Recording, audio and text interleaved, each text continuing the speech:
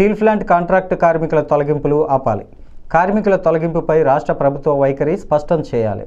Plant కార్మికుల సమ్మెకు సంఘీభావ కార్యక్రమంలో వక్తలు ఇలా డిమాండ్ చేశారు.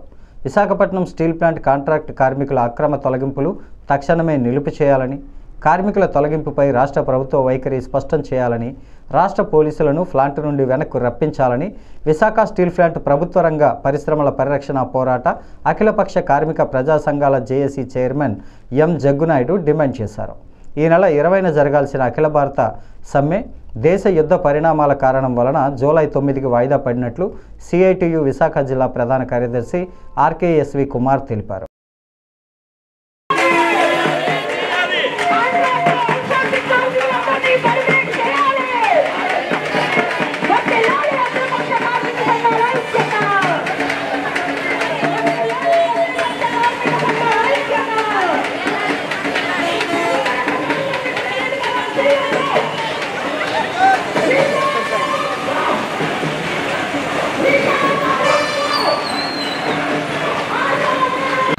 ఓకే అండి.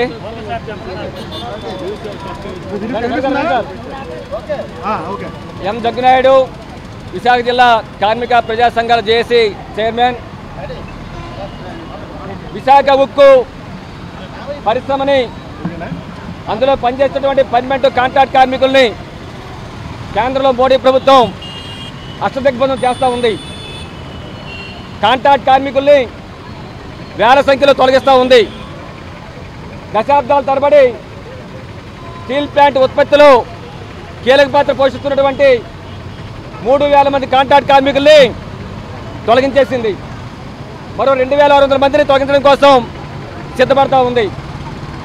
ఉన్న ఫలంగా వేలాది మంది కాంట్రాక్ట్ కార్మికులు తొలగిస్తే వీళ్ళ కుటుంబాలు ఏం కావాలి, వారి జీవితాలు ఏం కావాలి అని మేము ప్రశ్నిస్తూ ఉన్నాం.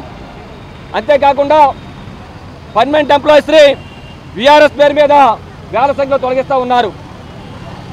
ఇది అన్యాయం, దుర్మార్గమైనటువంటి పర్మనెంట్ కాంట్రాక్ట్ కార్మికుల నాయకులకి షోకాజ్ నోటీస్ ఇస్తున్నారు, వార్నింగ్ లెటర్ ఇస్తున్నారు, సస్పెన్షన్ గురి చేస్తూ ఉన్నారు.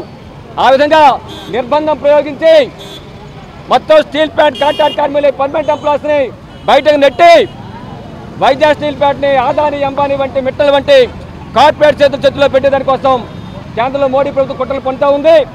దానిలో భాగంగానే ఈ వేధింపులు జరుగుతూ ఉన్నాయి. వీటిని నిలువరించి పర్మనెంట్ ఎంప్లాయీస్ ఉపాధిని, కాంట్రాక్ట్ ఉపాధిని కాపాడాల్సినటువంటి ఈ రాష్ట్రంలో ఉన్నటువంటి టీడీపీ, జనసేన, బీజేపీ కూటమి కేంద్ర ప్రభుత్వ నిరంకుశ చర్యల్ని ఆపకుండా దానికి వత్తాసు పలికే విధంగా పోలీస్ సిబ్బంది ప్రయోగిస్తూ ఉంది. ఈరోజు దేశవ్యాప్తంగా అసంఘటిత రంగ కార్మికులు, అలాగే ప్రభుత్వ రంగ పరిశ్రమల్లో పనిచేస్తున్న ఉద్యోగస్తులు అందరూ కూడా దేశవ్యాప్తంగా సార్వత్రిక సమ్మె అనేది కేంద్ర కార్మిక సంఘాలు అనేది పిలిపివ్వడం అనేది జరిగింది. దాంట్లో భాగంగానే ఈరోజు అనేది అన్ని కార్మిక సంఘాలన్నీ కూడాను నిరసన ప్రదర్శనలు ఈరోజు చేయాలనేసి కేంద్ర కార్మిక సంఘాలు అనేది పిలిపివ్వడం అనేది జరిగింది. ఢిల్లీలోనే మార్చి నెలలో సమావేశమయ్యి ఈరోజు అసంఘటిత రంగ కార్మికులకి కనీస వేతనాలు 26,000 రూపాయలు ఇవ్వాలని, అలాగే వీరికి పని గంటలు అనేది 8 గంటల పని గంటలు అనేది ఉండాలనేసి, అలాగే కాంట్రాక్ట్ కార్మికులు కానీ, అవుట్సోర్సింగ్ కార్మికులు కానీ వాళ్ళందరినీ పర్మనెంట్ చేయాలని, ఇటువంటి డిమాండ్ల సాధన కోసం అనేది సార్వత్రిక సమ్మె చేయాలనేసి అనుకున్నారు.